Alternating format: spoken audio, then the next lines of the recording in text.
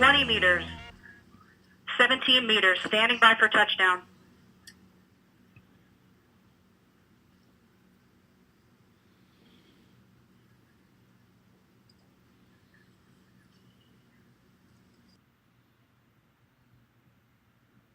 Touchdown confirmed. So I was watching a few days ago the landing of the NASA InSight lander on Mars.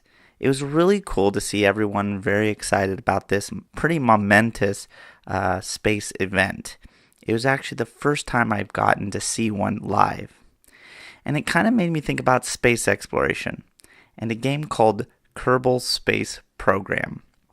This is a really cool game that allows one to explore what it would be like to run their own space agency.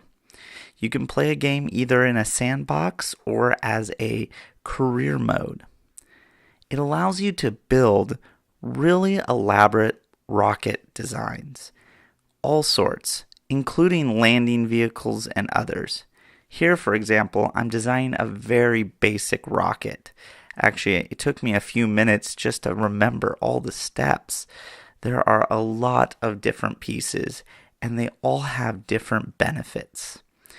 Now, one of the cool things that you get to do, and in the bottom right, you're going to see me move through these, is you can queue off different elements of your rocket at different intervals. So first the rocket motor, then the gantry crane, then the splitter, and then finally the parachute. You can also name your vehicle and save it for future use. And now it is time to launch. So what you will do is you queue off your stages. So the first stage in this is the rocket motor. Once the rocket motor is ignited, I will let go of the gantry crane, which will then allow my craft to rise. And here we go.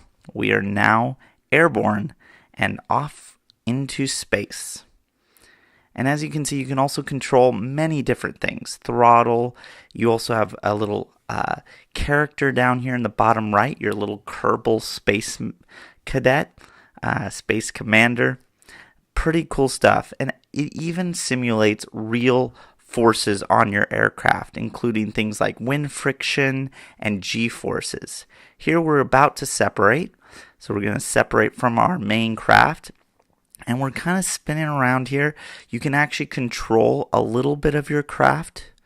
And here is another cool feature. It's the ability to look at interstellar and inner solar system travel.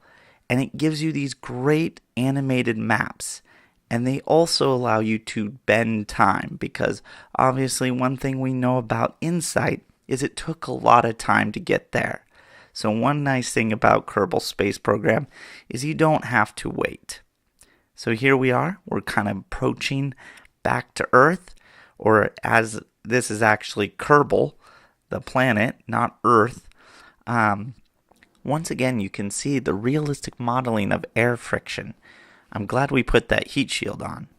And there's our parachute, and we're hoping it extends, and there it goes. And here we're about to land. Now, one thing I did not do is choose a very good landing area. As you can see, immediately when my landing craft hits the ground, it starts to roll. And this is part of the real life situations that InSight had to deal with. Choosing a landing spot is really important to the success of a space program. And unfortunately, that's the end of that one. But one of the cool things is you're not stopped by just failure. You get to iterate. So you can try out many different crazy ideas. And they have so many different modules, you can make almost anything. All sorts of cool things, including a replica of the Saturn V rocket. Yes, this is actually a pretty accurate replica of the Saturn V. And we're about to launch it. 3, 2, 1, and liftoff. So you can see over there on the left-hand side, this one has a significant more complex design with many more stages. and they are pretty elaborate in how they work. Each one has a decoupler and a decoupler system. And as you can see there, there's even a lunar lander connected to this one. So, Kerbal Space Program is an awesome game. It really allows one to enjoy the exploration of space. So I hope you enjoyed this and have a great rest of your day.